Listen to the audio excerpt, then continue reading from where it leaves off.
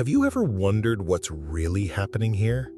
This is the Haka, a ceremonial dance from the Maori people of New Zealand.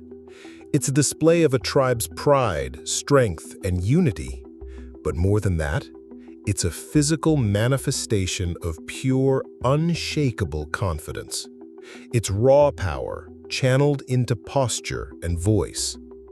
Now, what if I told you that you don't need to be a Maori warrior to tap into that same primal source of confidence?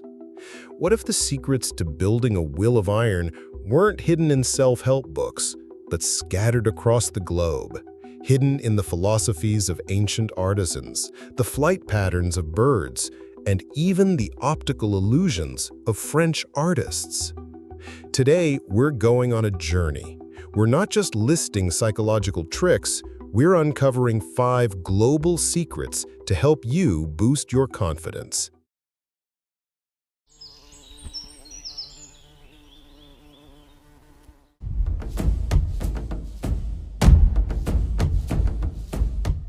Let's start in the dense, misty mountains of Central Africa, home to the silverback gorilla. When a gorilla wants to assert its dominance and confidence, it doesn't just think it, it shows it. It stands tall, beats its chest, and makes itself look as large as possible.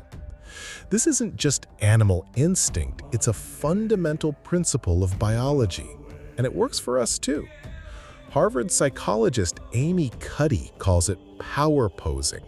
Her research found that simply holding an expansive, powerful posture for as little as 2 minutes can change your brain chemistry. It can decrease your cortisol, the stress hormone, and increase your testosterone, the dominance and confidence hormone. You're literally telling your brain how to feel by positioning your body. Before a job interview, a big presentation, or a difficult conversation, don't just sit hunched over your phone. Find a private space, like a bathroom stall or an empty office, and for 2 minutes, stand like Superman. Hands on your hips, chin up, chest out. Take up space. It might feel silly, but you are tapping into a language that is millions of years old, a language understood from the jungles of Rwanda to the boardrooms of New York. You're simply reminding your body what confidence feels like.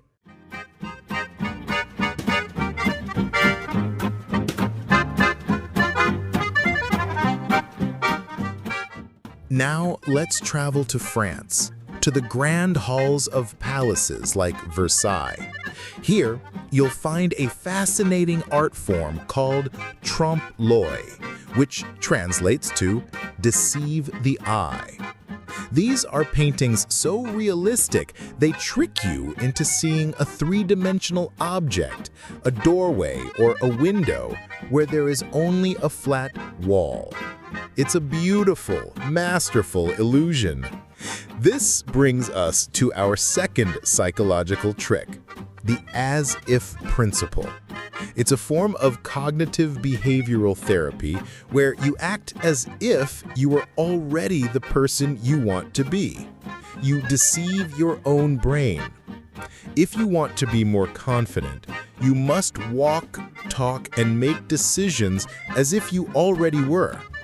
Your brain, much like a tourist marveling at a French illusion, won't immediately know the difference. It observes your new, confident actions and starts to rewire itself to match. It thinks, well, we're acting confident, so I suppose we are confident. Think of the incredible mimic octopus found in the waters of Indonesia. To protect itself, it doesn't just pretend, it physically impersonates other more dangerous animals, like a venomous lionfish or a sea snake. It acts as if until the danger passes. Walk into a room as if you belong there. Speak as if your voice deserves to be heard. You are the artist, and your confidence is the masterpiece.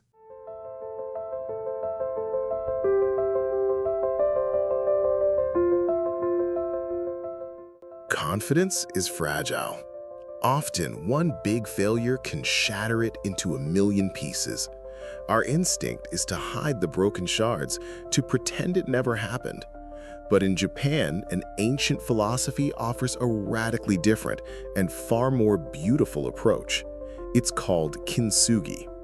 Kintsugi is the art of repairing broken pottery by mending the areas of breakage with lacquer dusted or mixed with powdered gold, silver, or platinum.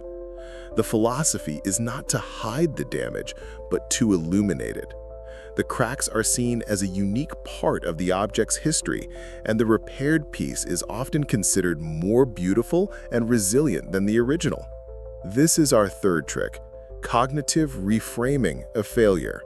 When you fail at something, your confidence breaks. But instead of seeing it as an ugly, shameful event, reframe it as a kintsugi moment. That mistake, that rejection, that flawed project, it's not the end. It's a crack, and it's your job to fill that crack with gold. The gold is the lesson you learned. It's the resilience you gained. It's the proof that you were brave enough to try in the first place.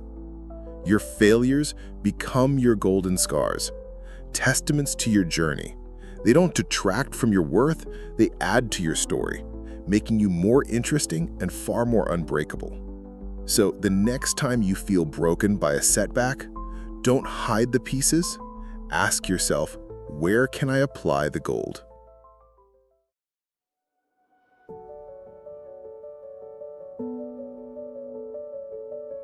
Have you ever tripped in public or fumbled your words during a meeting?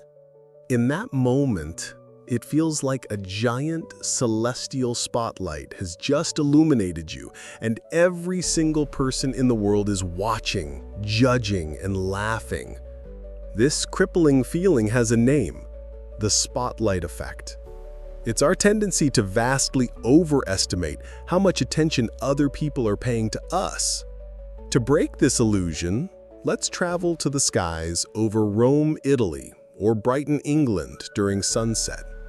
Here you can witness one of nature's most breathtaking ballets, a starling murmuration.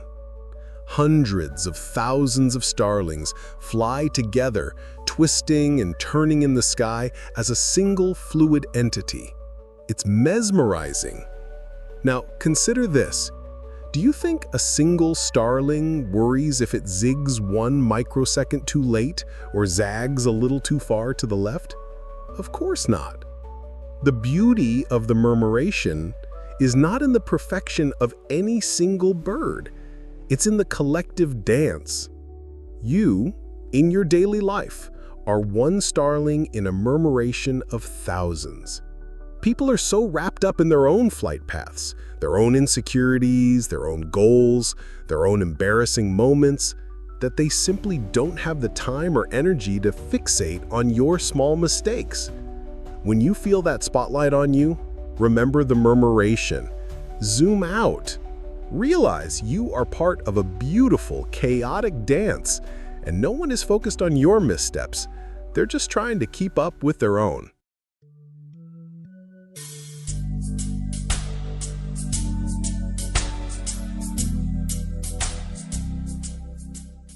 Our final secret lies high in the Andes Mountains of Peru, along a path carved by an ancient empire, the Inca Trail. No one wakes up one morning and simply appears at the glorious sun gate of Machu Picchu.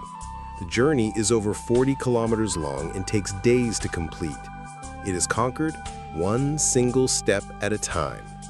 Each step builds the strength for the next.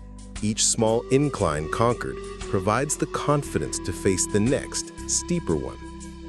This is the perfect metaphor for our last trick, the competence-confidence loop. Often we think we need to feel confident before we can start something challenging, but psychology shows us it's the exact opposite. You don't find confidence, you build it.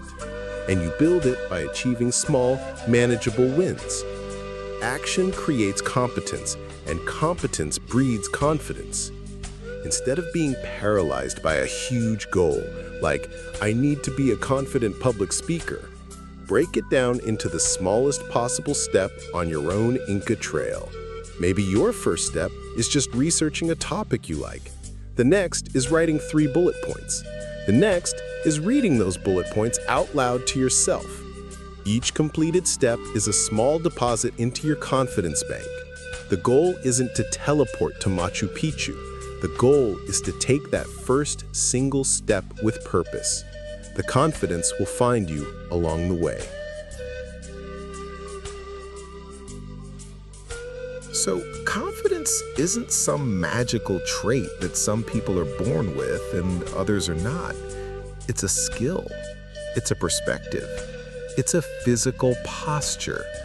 It's the defiant stance of a gorilla, the clever illusion of a French painter, the profound philosophy of a Japanese craftsman, the humbling dance of a starling, and the quiet persistence of an Incan traveler.